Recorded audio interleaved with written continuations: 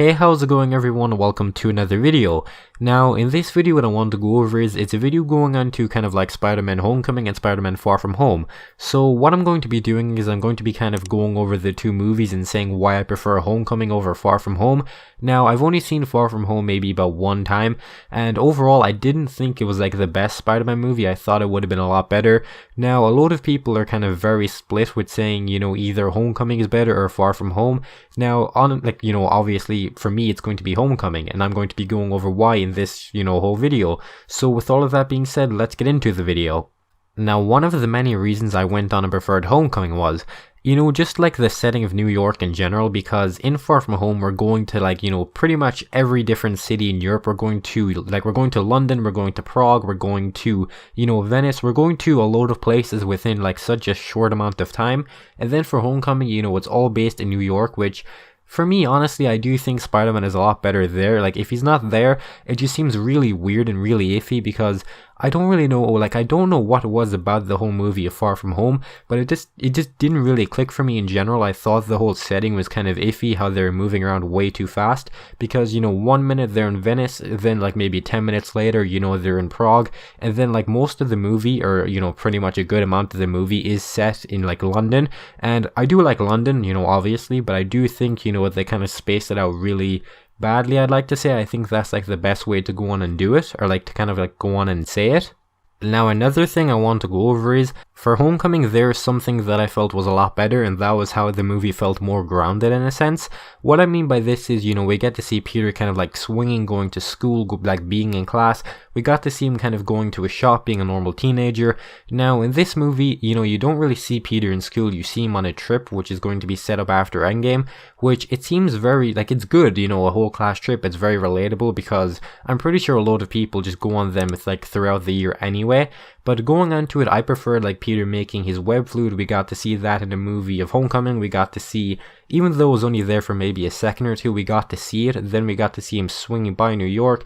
We got to see him just kind of being more grounded and way more of a teenager than, kind of just being around Europe, being Spider-Man whenever, and not really being a teenager as much.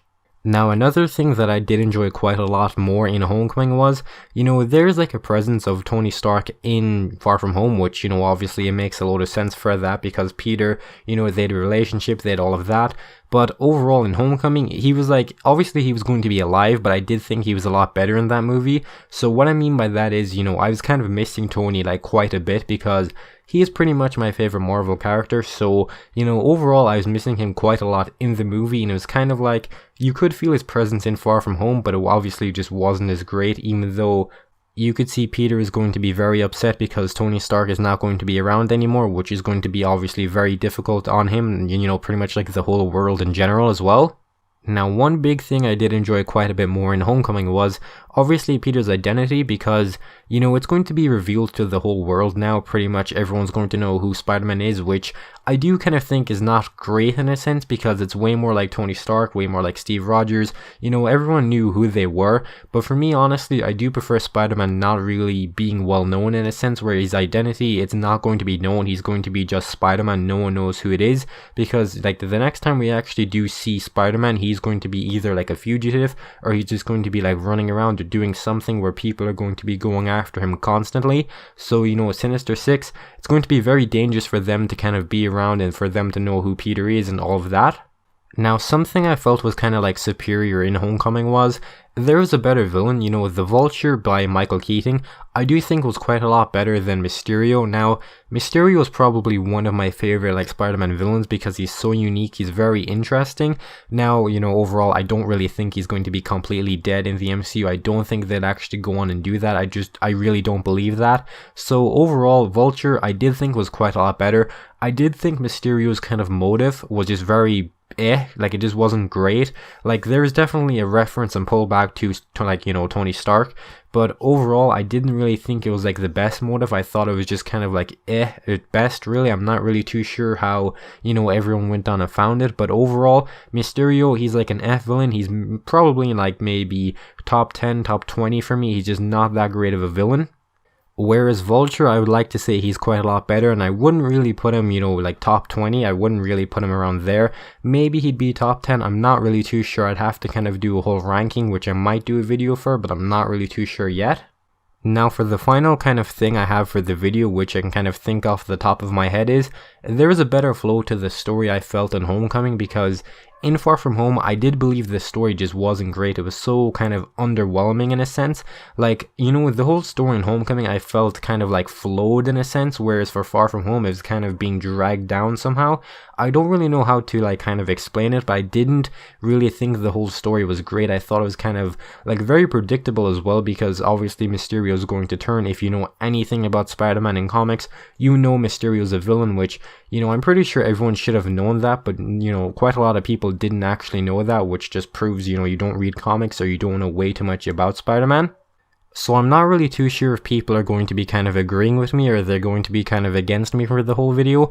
I'm assuming if you did click on the video, you do agree like Far From Home wasn't a great movie. It wasn't like the best movie. I'm seeing people put Far From Home in their top 3 and everything, which honestly I don't really think I'd put it in top 3, maybe top 10 to top 20. I didn't really enjoy the movie as much as I kind of thought I would. Now, you know, overall, I might make a ranking video, but I'm not really too sure if that will happen. Maybe tomorrow. I still have to figure out the whole ranking first. So I do know it's going to be very controversial. Like 100% it's going to be incredibly controversial, which I'll be explaining in that video how it's going to be working out whenever that does kind of like come out. And maybe I'll do it on a community tab or Twitter or something where I'll explain when it's coming out, whatever. So if you did enjoy the video, you know, you can leave a like, you can subscribe, and you can comment down below if you want to. You can follow my Twitter if you want to as well. Now, really quickly, my last video got copyright striked. I'm not really too sure how it's going to work out, so if my like channel, you know, does like, get terminated or something, I'll mention it on Twitter so you can go kind of check out the new one. So I'm hoping that won't happen because, you know, they own nothing in the video, so they shouldn't be able to claim it.